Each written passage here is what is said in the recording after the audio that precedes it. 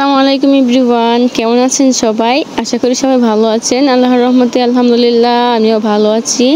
চলে আসলাম প্রতিদিনের মতো নতুন আরও একটি ভিডিও নিয়ে। আশা করছি আপনারা আমার সম্পূর্ণ ভিডিওটি দেখবেন। ভালো লাগলে অবশ্যই লাইক কমেন্ট শেয়ার করবেন।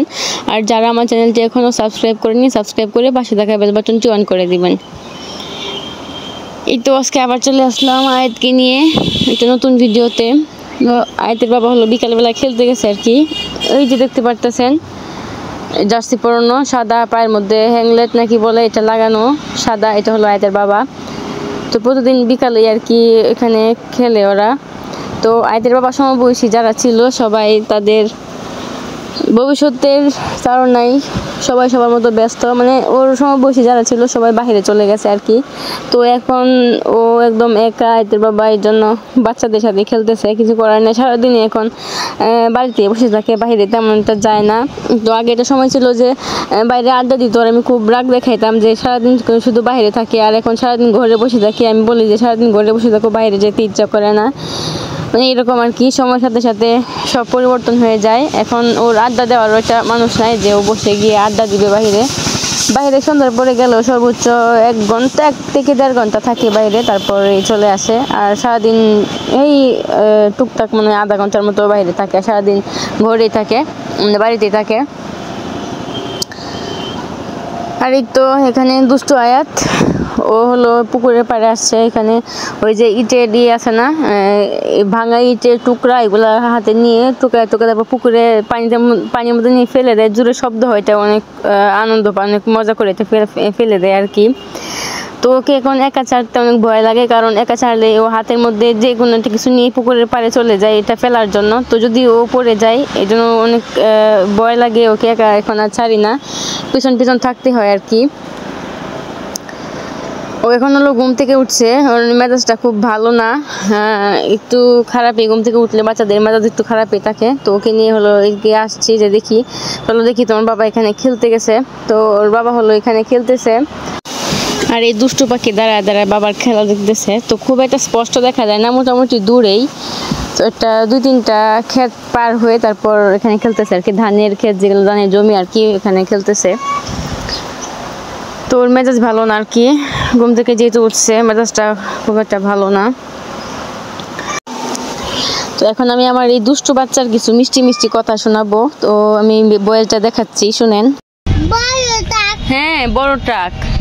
বাবাকে ডাক দাও, ওই দেখো ওখানে খেলতেছে। আসো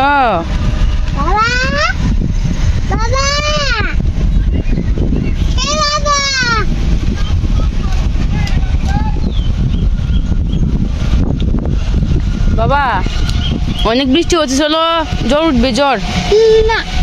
কি করবা? হ্যাঁ, কি করে দুষ্টু, সারাদিন বিরক্ত। এই যে পিঁপড়া কামড় দেবে কিন্তু। এই যে জুতো খুললাম, জুতো পরো আয়াত।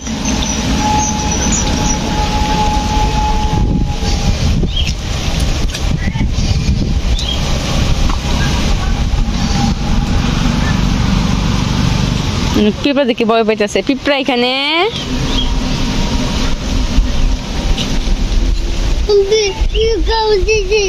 পিঁপড়া কামড় দিতেছে না, ভালো হয়ে যাবে। বাবাকে ডাক বলো, বাবা বৃষ্টি হচ্ছে, বাড়িতে আসো, ডাক দিয়ে বলো।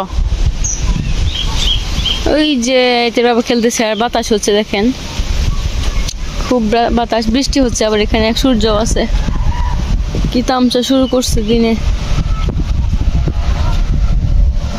তুমি কি দেখে ভয় পাচ্ছ? ওইখানে কি বাতাস, কত সুন্দর আরামের বাতাস।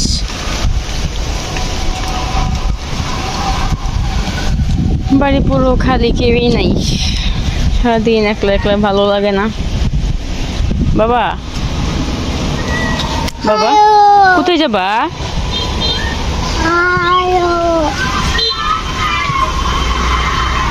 এই দেখো বল কত দূরে পড়ে গেছে। তোমার বাবাকে ডাকতে বলো, বাবা। কি পরিমাণ মেঘ ভাসতেছে।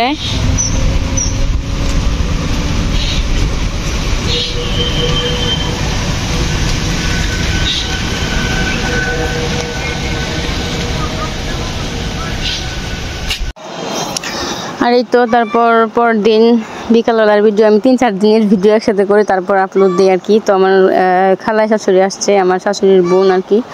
তো খুব ভালো মনের একজন মানুষ। তো এসেই তার বোনের কাজে হাত লাগিয়ে দিছে, মানে সব কাজ করে ফেলতেছে, অনেক চালু, অনেক বেশি কাজ করে।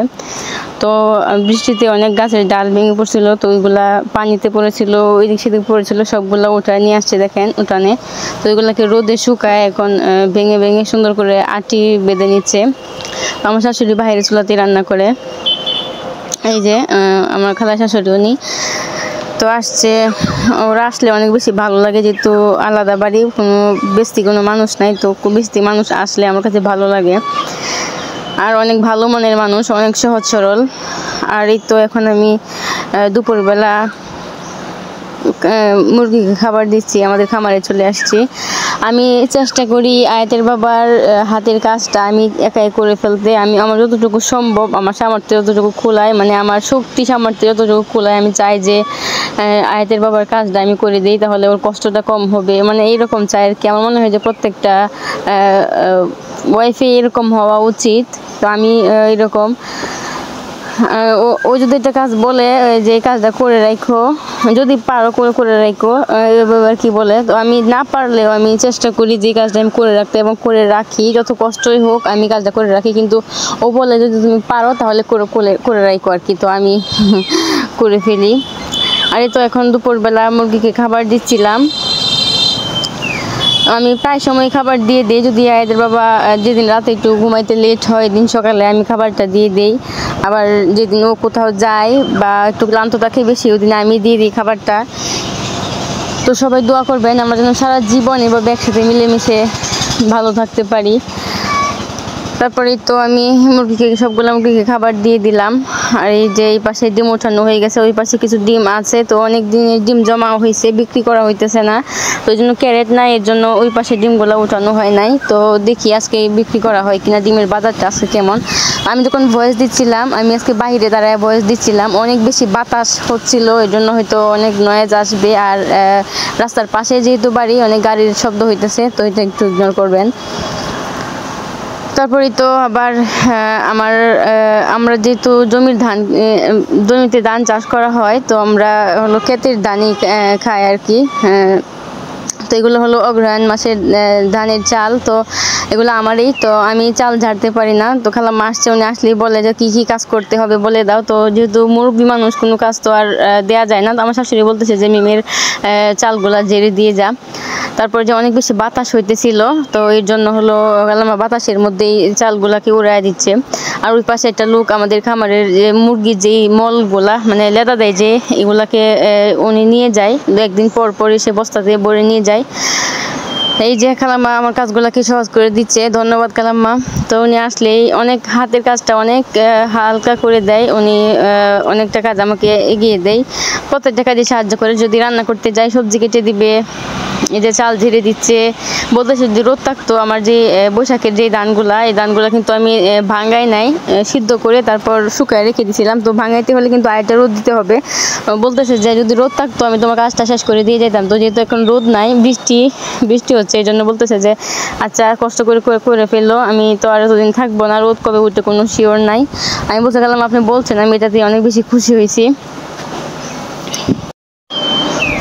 তারপরে দেখলাম আমার সবগুলা চাল একদম ঝেড়ে পরিষ্কার করে দিছে। তো এবার বাতাসে উড়ানোর পর উনি আবার বসে বসে ঝাড়ছে। তো আমি চাল ঝাড়াতে পারি না, এটা আমার কাছে, চাল ধান কোনো কিছু ঝাড়তে পারি না, আমার কাছে কঠিন মনে হয়, ঝাড়লে অনেক বেশি সময় লাগে। তো এই জন্য আমি মানে বাইরে লোক দিয়ে আর কি করাই, আমার শাশুড়িও অসুস্থ, এই জন্য আমার শাশুড়িও ঝাড়তে পারে না, বাইরে লোক দিয়ে করাইতে হয় আর কি।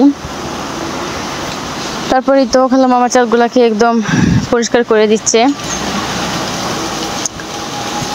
উনি এসে সবার কাজ একদম পাতলা করে দিচ্ছে, মানে বোনের কাজ, আমার কাজ। তো বাড়িতে এখন আমি আর আমার শাশুড়ি আছি, আর কেউ নাই আর কি। তো আমার আজকের ভিডিওটা এই পর্যন্তই। আপনাদের কাছে কেমন লাগলো অবশ্যই জানাবেন কমেন্ট করে, ভালো লাগলে একটা লাইক দিয়ে যাবেন, আর আমার চ্যানেলটা সাবস্ক্রাইব করে আমার পাশে থাকবেন, আমার পরিবারের সদস্য হয়ে যাবেন। আর এই তো কাল আমার কাজ শেষ করে ফেলছে, বোনের কাজ, আমার কাজ। তো উনি সবগুলো লাকড়ি একসাথে করে ফেলছে আর কি।